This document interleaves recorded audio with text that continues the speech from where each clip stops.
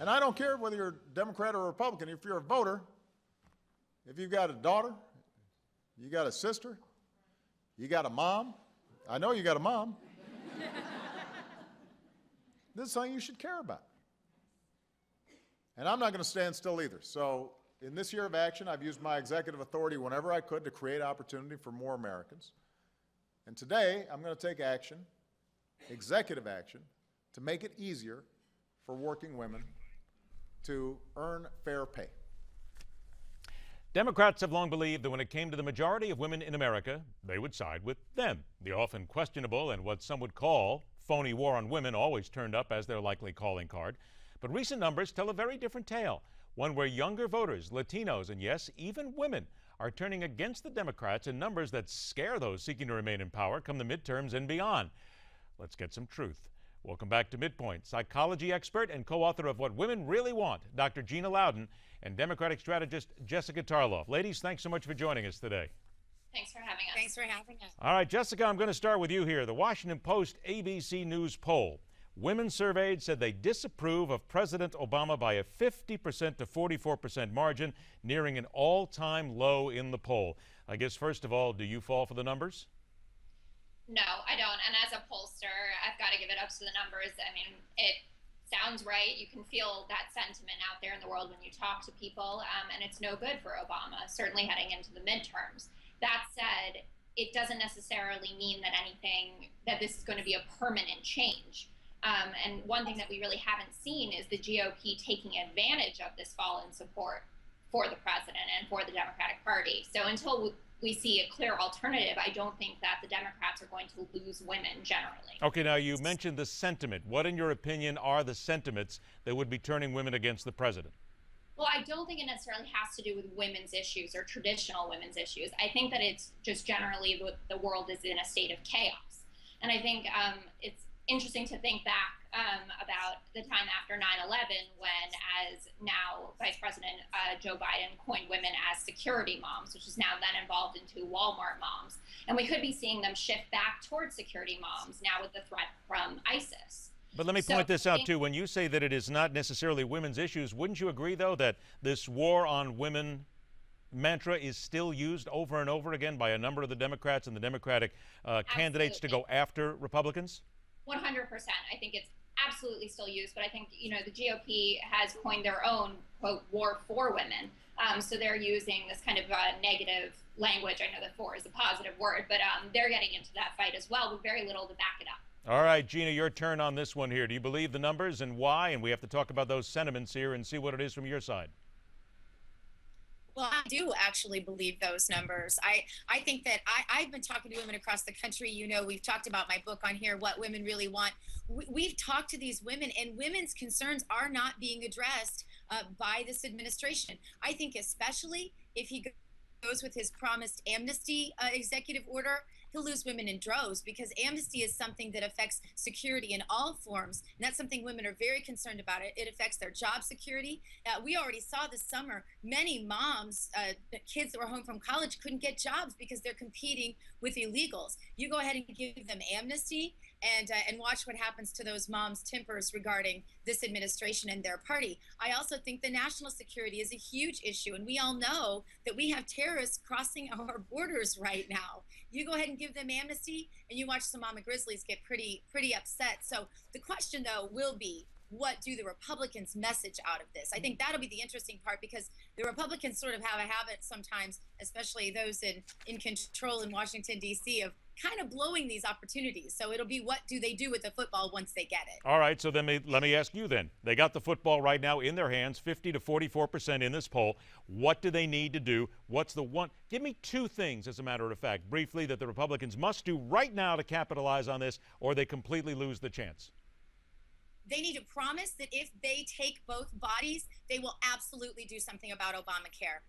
This is a total invasion of families, an invasion of privacy, an invasion of women and daughters. That needs to go. So they need to take a strong stand that they will do something about Obamacare if they get control in both bodies, and they need to take a strong stand to secure our borders. That's the #1 concern, I think, for moms today. All right, so let me throw it to you then, Jessica, because here we go. We're hearing Obamacare coming here again. Is there indeed the attack there? Because I will tell you that there are those who will say that, and certainly from the right, that Obamacare is that attack on women and their daughters. I mean, I don't agree with that. And I would say if you were to ask me what the two issues that the GOP should look at, it's raising the minimum wage. We know that a lot more women are working now. They're supporting families. Some of them in higher percentages are now the principal breadwinners. And we could also look back to something like the Paycheck Fairness Act. I don't know why Senate Republicans blocked something like that. I mean, women are concerned, yes, with terrorism, with securing our borders, and all of these matters, our bodies, healthcare. All of these things are important to women and to Americans more generally, but they also need to put food on the table, right? So why aren't we thinking about those issues? But let's look at this. I think the one thing that I really haven't heard a lot from either one of you, and I think this is part of it, is the word trust that comes into this. Because while we're talking about a lot of these various issues here, if you look at the poll, it said many named distrust for the reason. They cited the incident where the president was playing golf after the press conference announcing that American journalist James Foley had been beheaded. All right, so Jessica, I'm going to throw it to you first of all then. How do you get that trust back? And do you actually believe that Democratic women right now, women in general, don't trust the president simply because of trust issues itself? Stop right there. Is that it? No, I don't think that's it. I think the golf incident, it's certainly bad optics. It was a poor decision. Not going to back him up on that. But what I will say is that Wednesday night, we saw a really tough and resolute president addressing the country on the eve of 9/11. We saw someone with a plan. And, you know, we heard yesterday that we do have a broad international coalition to support us in these airstrikes against ISIS in both Iraq and in Syria. And there are still some questions to be answered. But I think that trust can be regained in those ways. I mean, we know that the president is a great talker, right? I mean, that's how he won us over in 2004, again in 2008, again in 2012. I love hearing him speak. And I know there are a lot of Republicans who don't necessarily love his content, but also feel like he's a great orator. All right, now hang on. I'm going to stop you right there because I got a feeling that Gina's just chomping at the bit here when you call President Obama a great orator right now. And you mentioned the words tough and resolute with a plan in that Wednesday speech, because I haven't heard one member of the right say anything like that. Gina? I'm not even hearing people on the left say that. I can't believe those words honestly can come out of anyone's mouth these days. And you talk about things like a minimum wage increase. Most women could do the math to figure out that actually ends up costing women money. You know, if you actually survey women who are working, more than 80% of them will say if they had their way, they would actually love the luxury of staying home. What all of these big daddy government administrations, these Democrat administrations have done is force women against their will into the workplace, where families used to be able to survive on one income, be it the man or the woman. Now it takes two. That's what big government policies have done to women, and women are waking up to that fact. And I think it's a great thing. And I think that if the Republicans play their cards right, they'll have some serious gains in their votes from women and from young women who are much more freedom-oriented than they've ever been before. All right, I got about 2 minutes left here. I'm going to go ahead and let Gina go ahead and get first word in here. And I'll give Jessica a chance to catch your breath here because I know we just got you back after a second. So let's talk about it here right now. The poll says that women are not going to vote for the president. It is going to happen. The Republicans are going to get the benefit of the women vote this year. Do you believe that? And do you think that, matter of fact, let me ask you something, Gina. Do you think there are women on the left who are leaving the president behind right now, who are willing to vote Republicans simply because they don't trust the president? Yeah, I think women think they're worth more than $15 in free birth control, which is pretty much all this administration has accomplished for women. The rest of what the administration has done is really just been heavy-handed, more executive orders, ruling by fiat. Women don't want that kind of control in their lives, and they feel like they can compete in the market. They don't need government to always go in and do it for them. So yeah, I think conservatives are going to make great gains in the next election. Jessica, I got less than a minute left here, or about a minute or so, I guess. So do you think the Democratic women, Democratic women don't trust the president, that they would actually go and vote Republicans simply because of that one issue? No, I don't think so.